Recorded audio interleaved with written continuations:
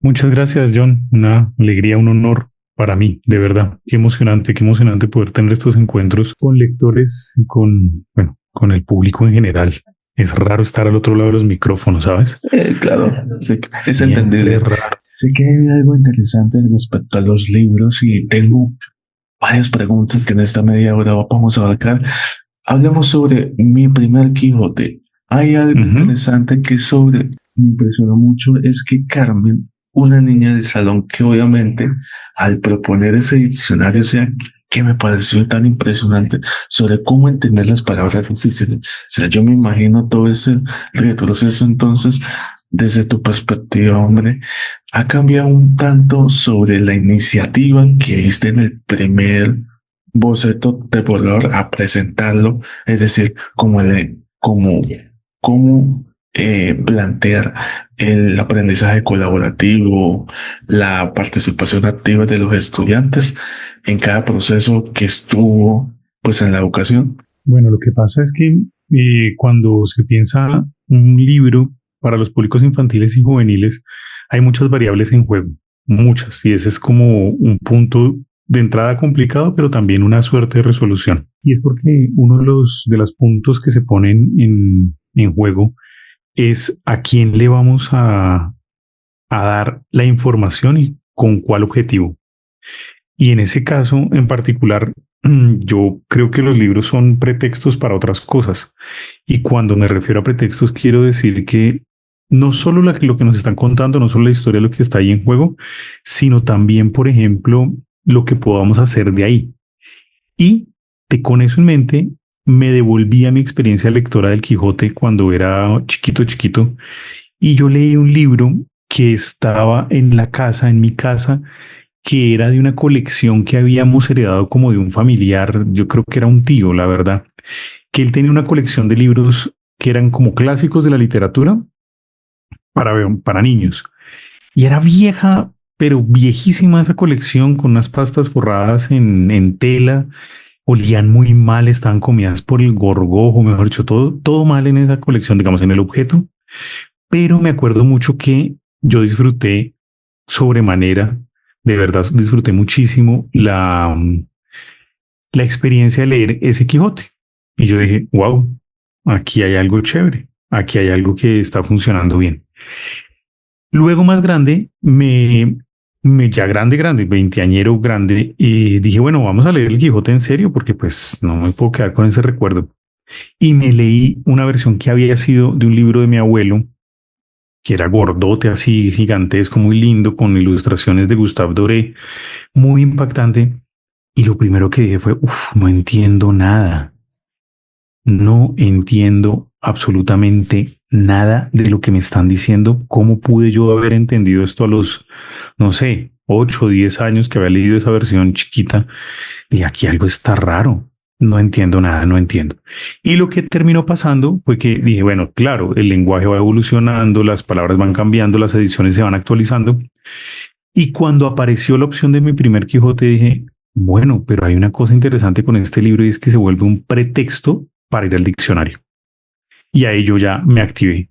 Dije, por ahí es que el libro nos puede llevar a ciertas actividades de los niños, a ciertas inquietudes de los niños, a ciertas preguntas que se hagan los profesores para eso. Y dije, ahí está el secreto, ahí está. La dificultad no se va a volver como una razón para el abandono, sino todo lo contrario, se vuelve un pretexto para continuar el libro y para una nueva actividad. Y con eso en mente empezaron a aparecer los retos del libro, ir señalando como posibilidades que pudiera tener. Y así hasta que ya se diseñaron todas las, entre comillas, actividades que tiene el libro. Y dijimos, bueno, pues sí, quedó bien. Es un bonito pretexto el Quijote para unas actividades para los niños. Hay algo importante y es que yo te recomiendo, no sé si viste una película de Livia Estela Gómez que se llama Un tal Alonso Quijano. Sí, Muy claro, la buena. conozco, O sea, la hay vi. algo hermoso ahí, pero me impresiona mucho que desde que los niños, o sea, en el tema infantil, los niños imaginan los hidalgos modernos como superhéroes. O sea, ¿cómo puede esta reimaginación de tu libro? Más adelante hablaremos de la Odisea de tu Odisea. ¿Cómo Ujú. puede la reimaginación de historias clásicas fomentar la creatividad de los niños? Pues es que eso es la literatura. Mira que hace unos días, no, hace ya hartos días, hace meses, quizás ya casi años, probablemente, hubo una charla sobre como los nuevos viejos influencers. No me acuerdo muy bien qué fue. Era en un evento de clubes de lectura. Y la hipótesis de esa charla era que pues cuando no había influencers y cuando no había, digamos, tecnologías para compartir contenidos a través de pantallas y, por supuesto, las plataformas, lo que había era libros y libros que hacían activaciones en la creatividad de las personas o en la imaginación. Es decir, la imagen de influencer pues tiene un antecedente muy grande y es la de autor o la de narrador de una historia o la de protagonista de una historia, alguien que viene a nuestras vidas a influirnos. Y, y lo que pasa con el Quijote, con el ingenioso Hidalgo Don Quijote de la Mancha, pues es que es como si estuviéramos presenciando la vida de alguien que se dejó tragar por los influencers. Sí, como tiene la patología de imitación de aquellos a los que ve, que es un fenómeno bien contemporáneo y es lo que llamamos las tendencias. Alguien se, para mí un tema delicado siempre va a ser el pelo, entonces pues lo trataré con delicadeza por mi calvicie, pero sí, alguien se peina de determinada manera y empieza como una ola de me voy a peinar así. Con el fútbol es súper diciente, ¿no? Es tan mediático, tan presente en tantas plataformas y en tantos soportes, que pues es natural que muchos niños quieran jugar fútbol. Sí, no muchos quieren jugar pelota vasca, pues porque no sé dónde transmiten pelota vasca. Eh, Eso quiere decir que el Quijote es una víctima de como esa fuerza de lo que estaba de moda. Y lo que estaba de moda lo que hacía era activarle a él imaginaciones.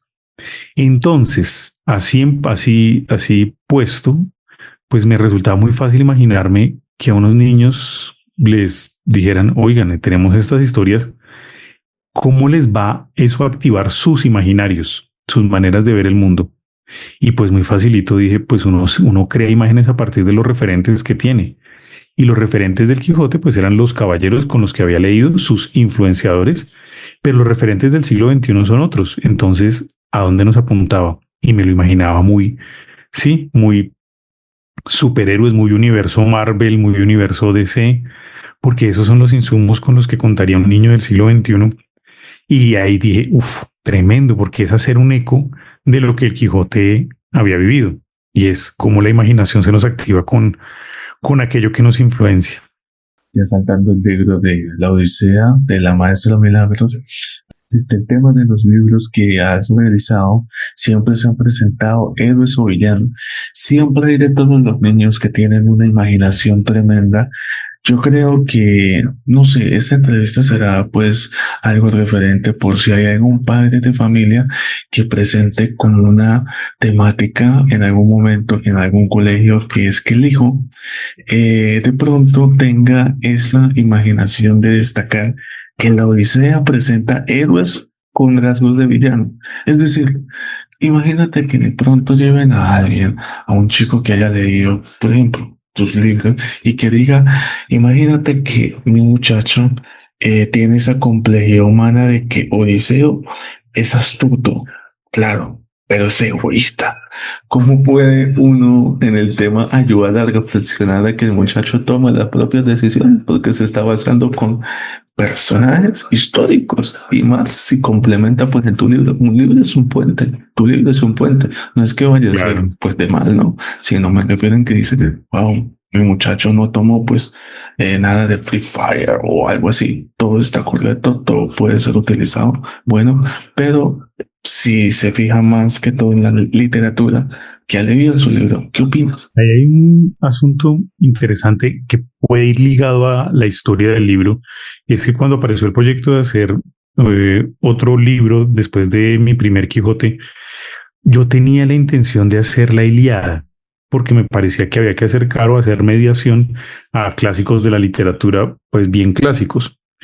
Y, y empecé, pues estaba leyendo la Ilíada y decía, y yo cómo voy a adaptar esto si esto es violencia por todo lado, es una historia de una guerra perversa, cruel, llena de traiciones, y dije, uff, está difícil. Y lo dije honestamente, y no puedo, no la logro, no doy la talla para hacer una adaptación de este libro para una versión infantil sin traicionar el libro, que es muy importante porque la idea es que quede el espíritu del libro, que quede la intención comunicativa, por llamarla así, del autor. Entonces dije, bueno, pues no, la Odisea es un libro que tiene más aventura, más peripecia, más, sí, más como una película de acción. Y dije, bueno, me voy a aventurar. Y empecé a aventurarme a identificar los episodios y lo que empezaba a aparecer en cada episodio era, uff, pero Odiseo es, Odiseo es un poquito malo. Claro, en esas versiones, por llamarlas de alguna manera, medio cinematográficas o medio populares de, de los personajes, pues se pintan de una manera que uno dice, ya te conozco.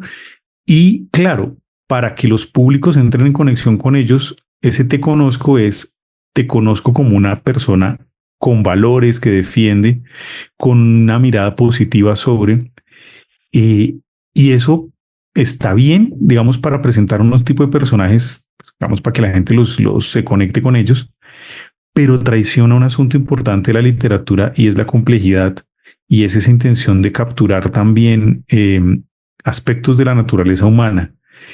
Y la naturaleza humana no es blanca, negra, ni siquiera gris, es pues un montón de matices en fluir, como en un fluir larguísimo y en una, como en una transformación muy complicada. Y eso es lo que las grandes obras de la literatura logran, que es capturar esa complejidad. Ese es un aspecto interesante de lo que se ha llamado como lo clásico o lo canónico, y es obras que capturen como aspectos de la humanidad y la mayoría de ellas en esas complejidades. Con eso en mente, pues dije, no se trata de, por decirlo de alguna manera, lavar la cara de Odiseo y dejarlo de nuevo como una suerte de héroe, sino todo lo contrario, mostrar la complejidad de ese personaje que Homero hizo muy bien y que a mí en la cabeza me da un eco simpatiquísimo con Hamlet, que claro, tenemos a Hamlet como una figura que respeta los valores familiares y que está siguiendo el mandato de su padre, pero el mandato del padre es véngame, y véngame es acaba con todo el mundo, mata a todo el mundo, traiciona a las personas que lo quieren. Entonces ahí hay como una suerte de un péndulo moral, si se quiere, como, ¿y aquí qué es? ¿Quién es la buena persona? Y la mismo se lo aplicaba a Odiseo. Claro, la intención de Odiseo es linda, volver a casa. ¿A costa de qué? La intención de Odiseo es valiosa y es quiero cuidar a mis navegantes, pero ¿a costa de qué? Y entonces esa es la complejidad de la naturaleza humana y es pues donde a lo que nos vemos un poco abocados las personas. Quiero sacar adelante, no sé, un trabajo, pero eso qué me significa. A veces me toca empezar a hacer esto un poquito más de afán que esto otro para poder tener tiempo aquí. Y de nuevo, pensando que los libros son pretextos, ahí dije, uff, para los niños esto puede ser interesante, muy interesante, pues desde muy pequeños entrar en conexión con la complejidad de ser, que es algo que para los niños pues lo digo por la experiencia que tengo con mi hijo, que cuando son más chiquitos vamos en una línea, en otra línea. Y muchos papás también estamos en eso, ¿no? Como tienes que ser un niño bueno, hacer caso y demás, pero ellos van creciendo y la complejidad va brotando. Y entonces, pues lindo poder acercar a niños desde la muy primera infancia a decirles, tranquilos, ser complejo es una manera de estar en el mundo y pues lo que hacemos es pensar mucho las consecuencias de nuestras acciones, pero la perfección y la pureza absoluta, eso no va a ocurrir ni va a existir, ni siquiera es un ideal que buscásemos. Es que estamos haciendo un retroceso sobre tu libro. Bueno, en todo esto que dijiste sobre el tema de la Odisea, en otra entrevista más profunda lo vamos a hacer, pero me parece pues interesante que al momento de realizar Usted Quieto hay una frase que la verdad, pues me impresiona, que dice que es que la muerte no interrumpe historias, sino que las completa. Bueno, Es algo tema de una existencialidad, pero desde tu perspectiva, hombre, ¿qué representa los mundos posibles? A, a pesar de ver el tema de los ancestros. Es decir, cómo dialoga esta obra tuya con la atención en lo que pudo haber sido y en lo que es. Eso es uno de los, como, de los enigmas simpáticos de la vida, y es nuestra existencia en el mundo, pues es cortica, bien cortica comparada pues con los tiempos del universo, los tiempos geológicos, es muy cortica, ínfimamente cortica, como ínfimamente cortica. Y sin embargo nos resulta muy, pues muy importante. A todos nos duelen nuestros muertos y nos duele o nos preocupa, o a la mayoría nos ocupa morir por lo que pueda pasar a las personas que quedan y demás. Entonces, la muerte es una pregunta. Y por ser una pregunta fundamental, también ha tenido un montón de respuestas en la humanidad, en la historia de la humanidad. Como, ¿y ahí qué hay? Listo. Entonces, eso es un planteamiento. La muerte es la vida es una etapa hacia algo más, que es la muerte, ¿cierto? Pero también la historia del universo y la historia del planeta y la historia de la humanidad nos muestra que lo que hay es un fluir de formas de estar o de formas de manifestarse en el mundo. Y me acuerdo muchísimo de cuando estudiaba los ciclos de la naturaleza, y me acuerdo muchísimo, por supuesto, del ciclo del agua, que uno, pues además después de haber escuchado Los Toreros Muertos, Mi Agüita Amarilla, pues obviamente eso quedaba en el hipotálamo guardado, el ciclo del agua. Pero había un ciclo que me gustaba un montón, que era el ciclo del nitrógeno. Y era como pues un cuerpo que muere se va descomponiendo, y el nitrógeno que tiene adentro pues circula. Entonces empiezan unas formas de existencia. Y yo decía, bueno, todos estos son pensamientos que yo he ido teniendo en la vida, ¿no? No tienen que ver directamente con quietos, sino como con la vida en general. Y a la hora de pensar la muerte, dije, pero, y ya esto desde la ficción, muy desde la ficción, si lo que hay es unas maneras de estar, pues un muerto está, de alguna manera está ahí acompañando. ¿Qué pasa si ese muerto está acompañando las vidas, para ponerlo en contraste, de todas las personas que configuraron su red familiar, como una suerte de presencia constante, permanente y simultánea de todos? ¿Qué pasa si morirse es como estar presente en todos los que nos rodearon? Y eso tiene una contraparte, y es que de alguna manera, así es que los que quedamos vivos tenemos a los muertos. Es decir, se muere un miembro de una familia y ese miembro es como si no sé, si se desamblara, y ahora no solo habita en un cuerpo, en un espacio y en un lugar determinado, sino que habita en el recuerdo de los papás, las mamás, los tíos, los abuelos. Es como si su existencia se hubiera diseminado en el recuerdo de todos. Y dije, wow, eso está poderoso, porque esa es una manera en la que la existencia se prolonga. Y ahí dije, ya, tengo un universo donde pueden estar los muertos, y es en los recuerdos de otros. Bueno, pues que un bebé muerto pueda ver los recuerdos de otros, pueda vivir de esa manera, y entonces pueda contar historias. Quiero hacer esta pregunta, pero ya me da cosa. No, No, dale. Estamos acá para conversar. bueno, sí, Diana, que quedan estos espacios que quedan. Y es que desde que hay algo que sí quiero pues preguntarte. Mm, yo te iba a decir desde dónde puede contarse una vida.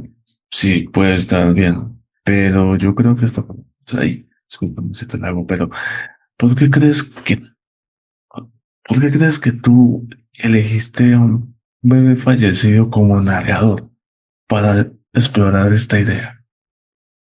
Yo creo que la respuesta es para poderle dar ficción a la historia real que estaba en el trasfondo.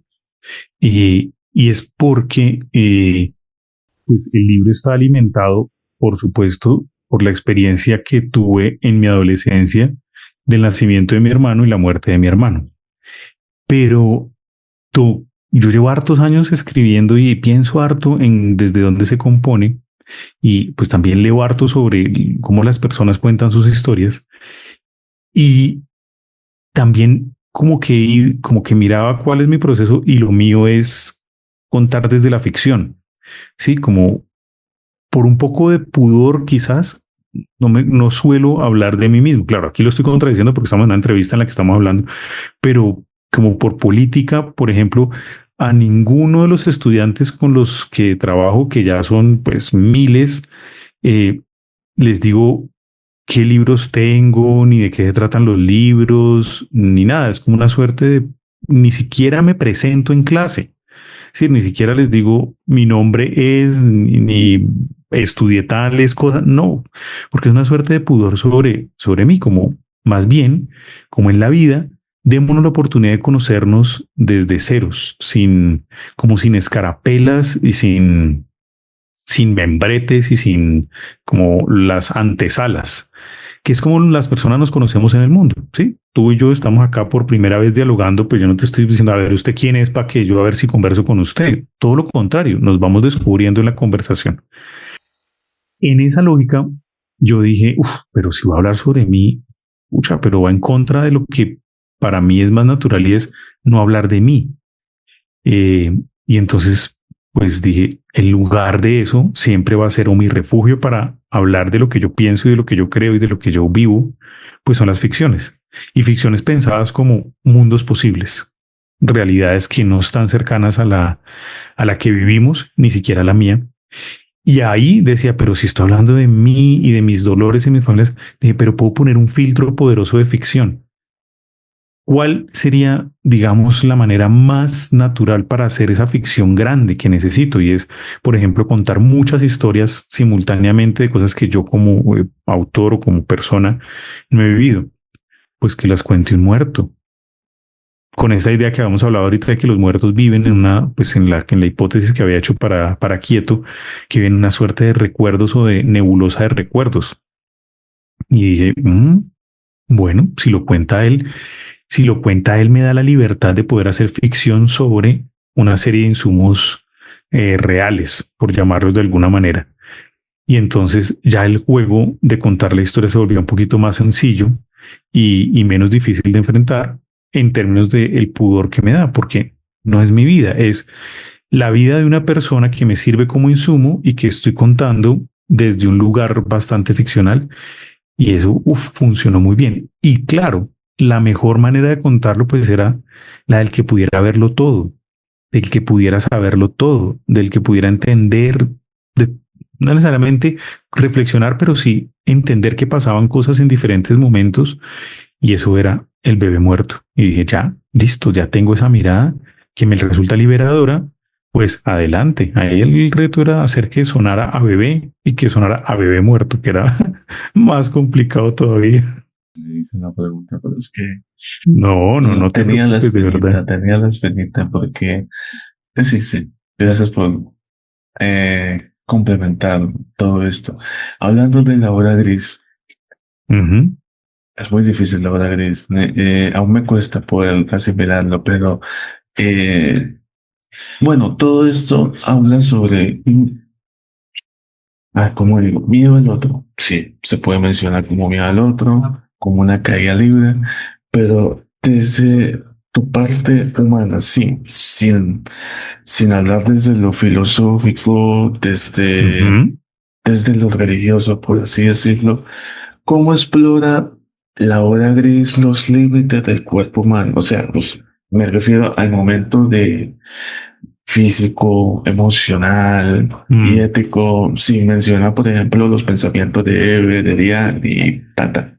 Eh, yo creo que, yo creo que ahí hay mucho, y mira qué curioso, mucho de ejercicio filosófico. Y lo pongo de la siguiente manera. Una de las maneras de abordar la reflexión sobre un asunto que yo aprendí en la universidad, y esto viene de la ciencia, hacer experimentos mentales, es decir, plantear escenarios posibles, sobre esos escenarios posibles, plantear hipótesis y a partir del desarrollo de esas hipótesis ir construyendo como un equipamiento conceptual. Entonces, pues era muy común. ¿Qué pasaría si y se pone un escenario y en ese escenario se pone en acción, por ejemplo, un esquema moral? Entonces, la moralidad la entiendo como no hagas a los otros lo que no quieres que te hagan a ti mismo. Y entonces, voy a testear, voy a probar si eso me está funcionando o no. Entonces me imagino un escenario y en ese escenario pues lo pongo a correr y ese esquema y pienso sobre eso. Para mí eso, no en ese momento en que estaba estudiando, pero sí en más adelante dije, pues esto es escribir y hacer ficción. ¿Qué pasaría si? ¿Cómo sería el mundo si?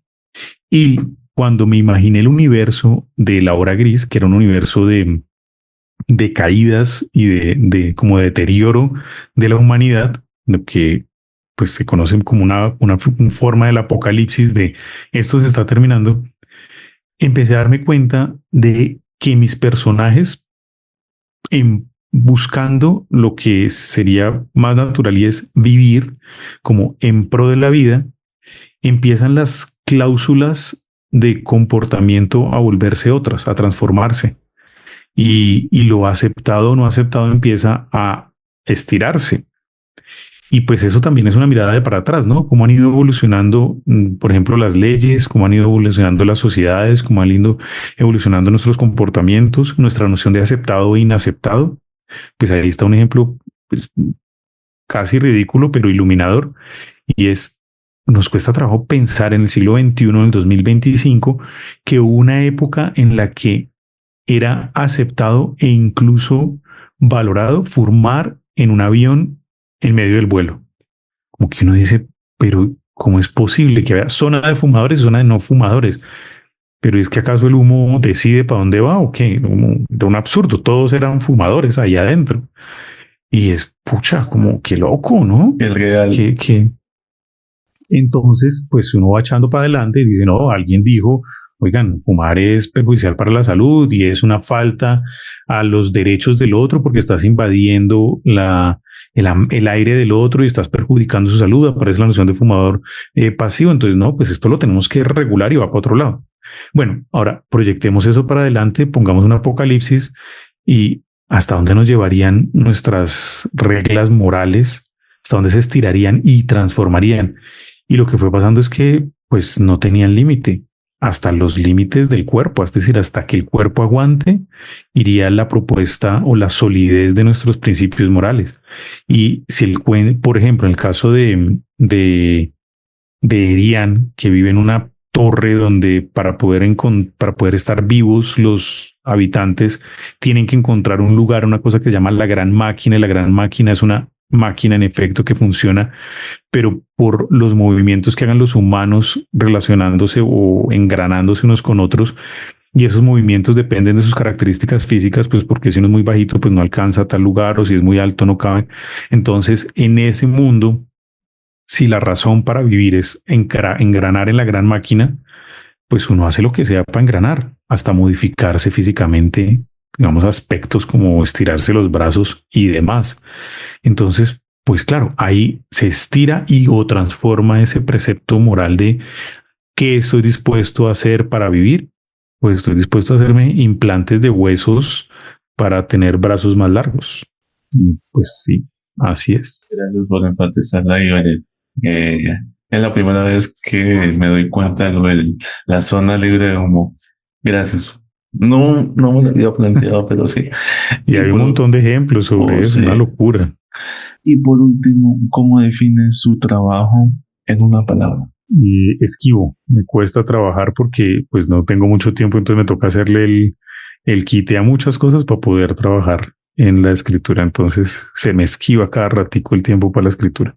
Este es tu espacio, Eduardo, para que diga redes sociales, un saludo para Colombia, invita a la gente a seguir todos sus trabajos. Hemos hablado de todo, así que qué gusto. Bueno, no, muchísimas gracias, John, por este espacio, muchísimas gracias a quienes vayan a ver estos videos y a, no sé, acercarse a los libros. Ahora está quieto en librerías, están las librerías pues más comunes, están librerías independientes, pues me alegraría mucho que lo fueran a buscar, que le dieran una oportunidad a escuchar la voz de un bebé muerto que tiene para contar las historias de su familia. Y por supuesto, me gusta mucho poder interactuar con las personas que leen lo que escribo. En Instagram estoy como eotaloram, @eotaloram, y en X me cuesta porque hace mucho no entraba por allí, pero ahí estoy. Eduardo Tálora, con una sola O en la mitad, @Eduardo Tálora. Y por supuesto, si tienen algo para decir, yo lo escucharé, lo leeré y podemos seguir esta conversación que hasta ahora empieza. Y yo creo que alguien despertará su X al escribir una torre y una cueva, pero bueno, es una referencia. Vamos a tomar la foto como despedida, así que, Eduardo, muchas gracias por la oportunidad, gracias a Editorial Planeta y bueno, un fuerte abrazo gigante. Bueno, que te vaya muy bien y que, como decía, continúe la conversación. Ya nos estaremos encontrando más Claro, adelante. más adelante. Claro que sí. Un fuerte abrazo, Eduardo. Sí, Un abrazo. chao, chao.